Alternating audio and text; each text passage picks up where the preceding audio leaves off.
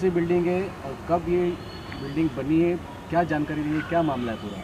औज़ुबिल्लाहिमिनश्शैतानिर्रजीम बिस्मिल्लाहिर्रहमानिर्रहीम रब्बी यस्सिर वला तुअस्सिर वतम्मिम बिल खैर। ये बिल्डिंग का नाम है नूरानी टावर, सोसाइटी का नाम है United tower cooperative housing society limited. ये बिल्डिंग कब 98-99 में बनी हुई है। 2002 से सोसाइटी इसकी यूनाइटेड टावर के नाम से रजिस्टर है। इसका क्या मसला चल रहा है इसको लेकर? हाँ, कुछ इसका वगैरह की बात चल रही है? 2014 से म्यूनसिपल कॉरपोरेशन की नोटिस इस बिल्डिंग को आ रहे हैं, अति धोखादायक बोल के।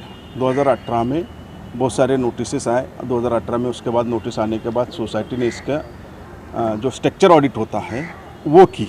उसके बाद जो है ना स्ट्रक्चर ऑडिट सबमिट करने के बाद 2019 में म्यूनसिपाल्टी ने अति धोखादायक बिल्डिंग बोल के उसको खाली करा दिया। और उसके बाद जो है ना 2016 से इसका रीडेवलपमेंट का प्रोग्राम भी चल रहा था। 2018 से वो प्रोग्राम को हमने आगे बढ़ा दिया और जो रीडेवलपमेंट के प्रोसेस है उसके हिसाब से इसका रीडेवलपमेंट करने का तय हुआ है। सर आखिर क्या वजह है कि कुछ लोग हैं जो इस बिल्डिंग को जो है कंप्लीट नहीं होने देना चाहते, दोबारा रीडेवलप ना हो? हाँ, इस तरह की अर्जी दाखिल की गई थी। रीडेवलपमेंट के काम जब भी आते हैं समाज के अंदर, कुछ लोग उसका अपोज करते हैं। उसी में से कुछ शॉप ओनर्स और कुछ शॉप फ्लैट ओनर्स हैं जो इसके लिए लगातार सोसाइटी को अपोज कर रहे हैं। बट सोसाइटी अपना पूरा काम, पहले तो इसका कन्वेंस नहीं था। इसका कन्वेंस जो है ना सोसाइटी ने 2018 से शुरू किया गया। 2020 में इसका कन्वेंस का काम पूरा हुआ। कन्वेंस का काम पूरा होने के बाद दिसंबर 2012 में इसका टेंडर ओपन किया गया। टेंडर के मुताबिक बिल्डरों के कोटेशंस मंगाए, बिल्डरों के ये मंगाए, टेंडर मंगाए। टेंडर मंगाने के बाद जो है ना उसको फाइनल किया गया। नवंबर 2011 में जो है ना अपॉइंटमेंट ऑफ आर्किटेक्ट हुआ।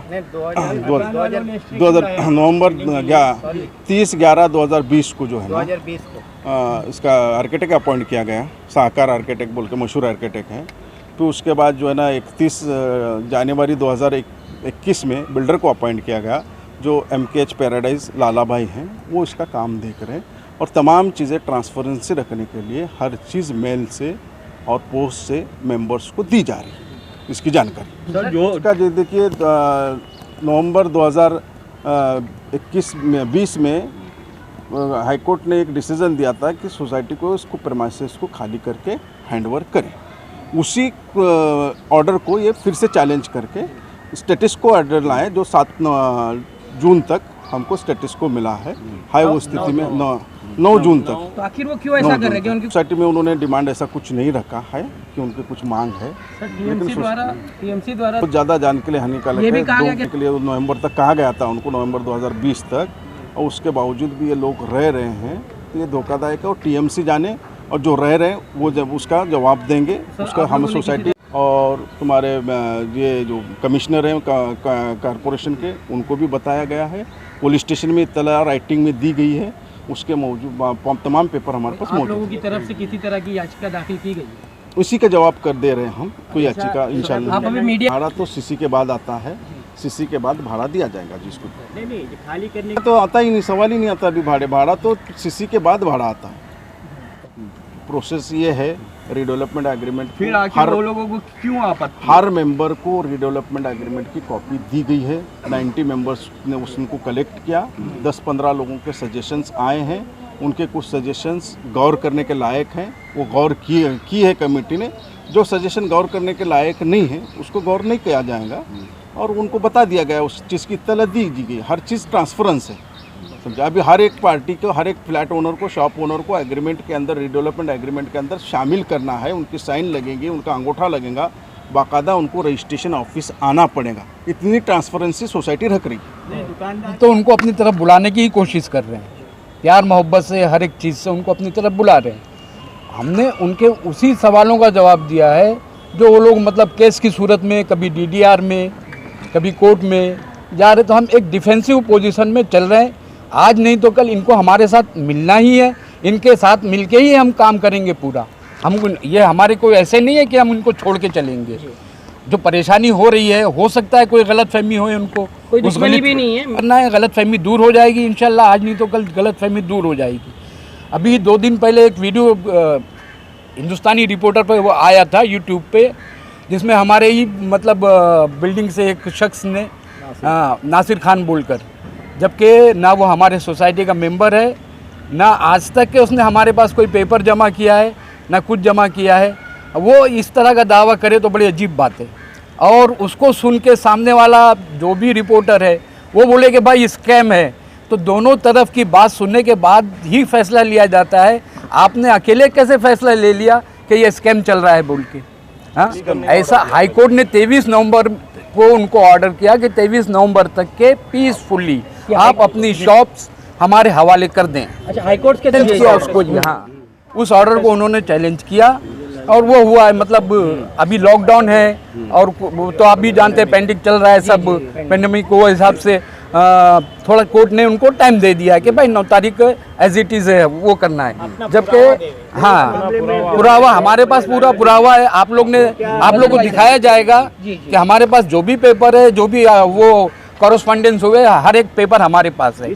आप लोग उसको देख सकते हैं। बिना पेपर के हम कोई बात नहीं करेंगे। रिपेयर कर सकते थे बोल रहे हैं।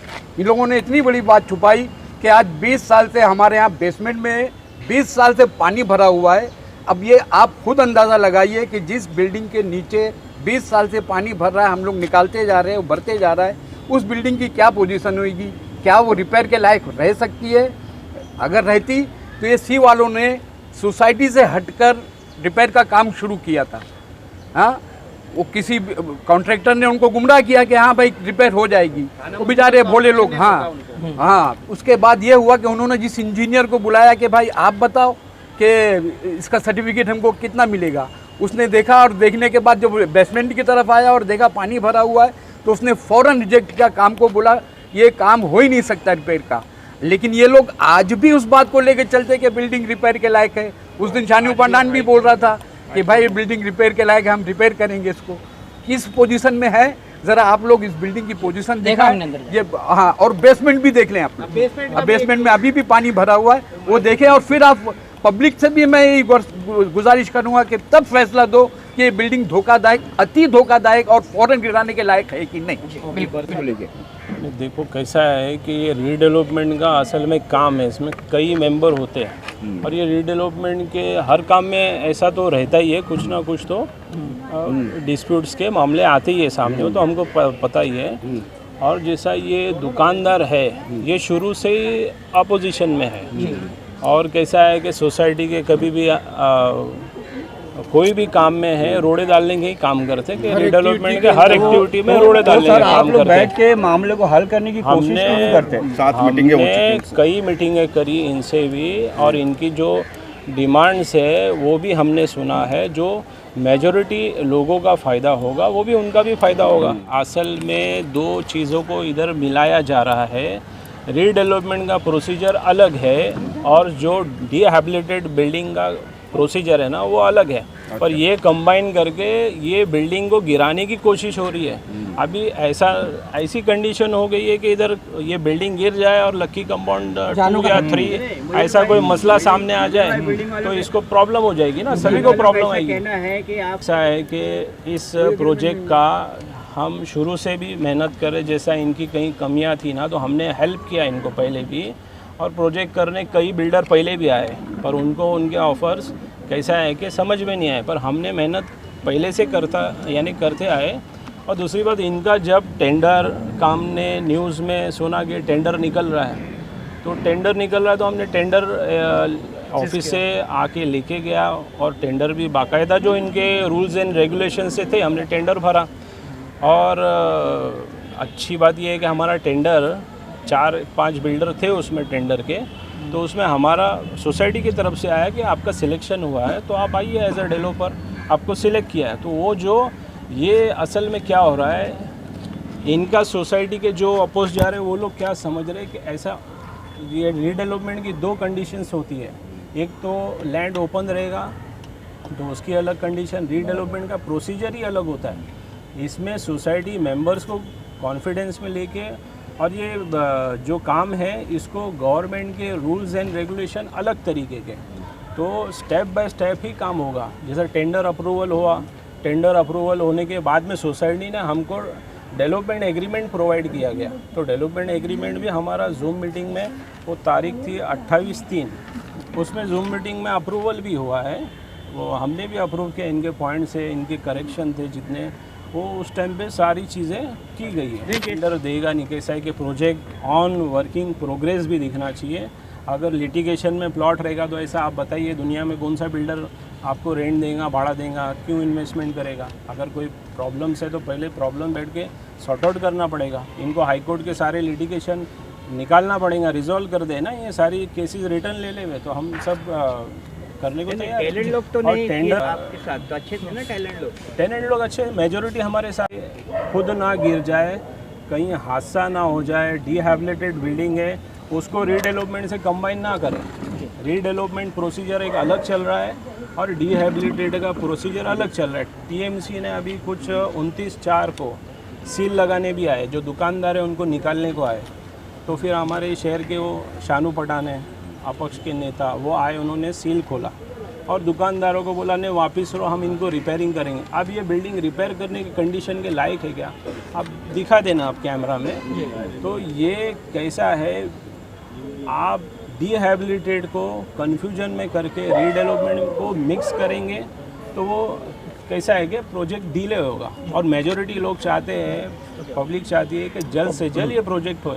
पब्लिक का भी एकदम जर्जर है, जर्जर बिल्डिंग है, कॉलम फट गिरने गए, की कगार पे है। तो बिल्डिंग को कैसा है, इसका जल्द से जल्द रीडेवलपमेंट हो जाए। टेनेंट तो तकरीबन मेजॉरिटी जो टेनेंट है, जो है बिल्डर के साथ है, सोसाइटी के साथ है। अभी लोग गुमराही पैदा कर रहे हैं इसके अंदर, और वो कोर्ट से लेके डीडीआर से लेके हर तरफ में मतलब केस में लोगों को हैरेसमेंट कर रहे हैं। टॉपिक जो है रियल टॉपिक, रियल इशू पे लोग बात करें तो मामला निकले, सॉल्यूशन निकले उसका। से बेघर होके घूम रहे, हमारे खुद के 2-2, 3-3 फ्लैट है, फिर भी हम बेघर होके भाड़े से घूम रहे हैं। तो हम चाहते हैं कि जल्दी से जल्दी बने और हमारे घर हमको मिले। लेकिन ये दुकान वालों को पता नहीं क्या हो गया जो ऐसा करते हैं।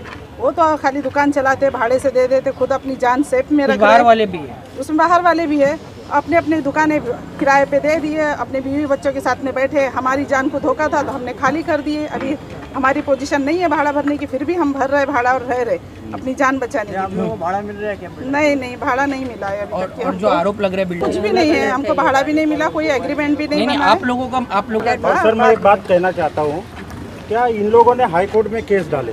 हम तो नहीं गए, यही लोग गए, दुकान वाले और कुछ टेनेंट है। इनको कोर्ट ने बोला गया है कि आप VGTI की रिपोर्ट निकाल के लाओ।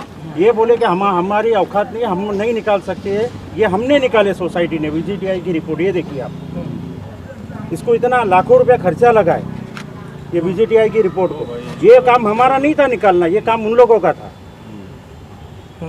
और कोर्ट में भी हम लोगों को लेके गए। अगर इनके अल्लाह ना करे, अगर ये बारिश में या बारिश से पहले अगर बिल्डिंग गिर जाती तो इसका जिम्मेदार कौन है? पर एक बार हो भी चुका किसी की अगर हादसा हो जाता, 2-3 जान चले गए, कोई मर गया, तो उसके जिम्मेदार कौन रहेगा? इनको ये बात हम पूछते हैं मीटिंग में तो ये बोलते हैं सोसाइटी जिम्मेदार है। तो सोसाइटी जब काम करती है तो सोसाइटी को काम करने दो ना। और सब मतलब मेजॉरिटी लोग चाहते हैं कि मेजोरिटी है, हमारे साथ मेजोरिटी है। मेजॉरिटी है। तो ये मेजोरिटी को खाली कोर्ट में जा रहे, DDR में जा रहे, पुलिस स्टेशन में जा रहे, तो क्यों रोक रहे? तो उन लोग अपना आपको प्रॉब्लम क्या है वो पूछते, तो हमारे साथ मीटिंग भी नहीं करते।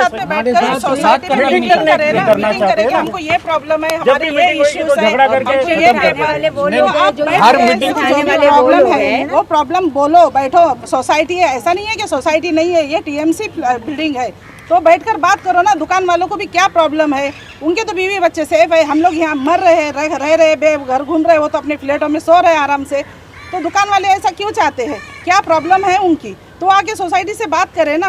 ये केस पे केस डालने से क्या होगा? हमारी रूम वालों की हाय बदबा वो लोग ले रहे हैं, बिल्डर नहीं ले रहा। बिल्डर तो अपना काम कर रहा है ना, कोई आने के लिए तैयार नहीं था यहाँ बिल्डर।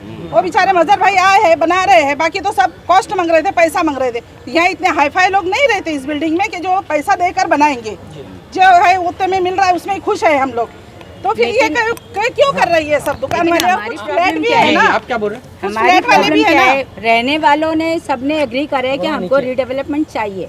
जो ऑब्जेक्शन कर रहे हैं वो लोग इस बिल्डिंग में रहते ही नहीं है, उनका ठिकाने अलग है और कोई खाली हुई है। उसके 4 महीने पहले से मैंने बारिश के स्टार्ट होने के 4 महीने पहले मैंने घर खाली किया है, क्योंकि मुझे ये डर था कि मैं किसी के भरोसे पे नहीं रह सकती। ये बिल्डिंग वाले इस लायक बिल्कुल नहीं है कि इन लोगों को समझाया जाए। और जबकि हमारे को पर्सनली आके हमको बताया जाता था कि ये ना पर्सनली हम लोग रीडेवलप करेंगे, इसको इतने पैसे लगेंगे, उतने पैसे लगेंगे। अरे भाई सालों के रजिस्ट्रेशन तुमने नहीं करे, जब से तुमने घर लिए तुमने सालों हो गए, 35 साल मैं सुन रही रजिस्ट्रेशन नहीं हुआ है, सालों हो रहे कि मेंटेनेंस नहीं भरा गया है। हज़ारों के मेंटेनेंस लोगों के हमने देखे हुए कि हज़ारों के मेंटेनेंस नहीं हुए।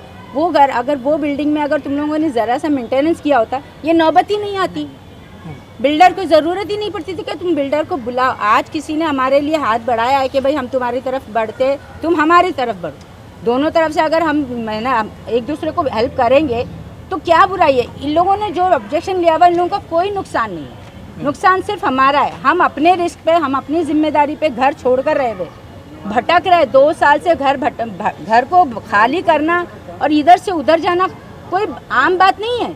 ये हम औरतों से पूछो, बच्चों से पूछो कि घर को खाली करना कितना मुश्किल काम है।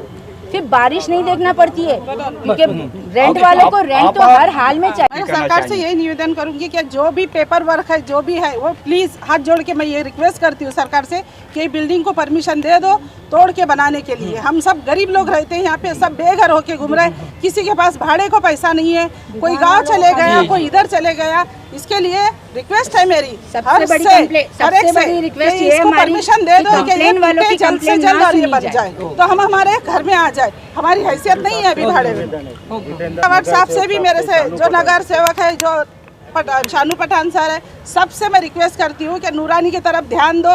ये आज से नहीं है धोखाधड़ी में, ये बहुत सालों से धोखाधड़ी में आती थी ये बिल्डिंग, लेकिन इस पे ध्यान नहीं दिया गया। बेसमेंट एक नज़र आके देखो, जो भी बोलता है बेसमेंट खाली देखो और उसके बाद यहाँ रहने वालों की शक्ल देखो आप लोग। ओके ठीक है। हर बारिश में हर पर्सन इधर का डरता था, छोड़कर गांव चले जाता था, बारिश खत्म होने के बाद इधर रहने के लिए आता था। बिल्डर तो अभी आया, बिल्डर तो अभी आया है, इसके पहले भी ये इसमें हो सकता था। आप वो फर्स्ट फ्लोर की बिल्डिंग के ऊपर हमारी एंट्रेंस के ऊपर आप अपना एक वीडियो लीजिए, जो भी है वो आपको साबित करेगी कि ये हमारे रहते वो बिल्डिंग की गैलरी गिरी है, उसमें घर में लोग रहते थे। बहुत अल्लाह का शुक्र है कि उन लोगों का यूज़ नहीं था, फिर भी यूज़ नहीं था। अगर यूज़ होता तो यकीनन वहाँ से कोई ना कोई जख्मी होके गिरता।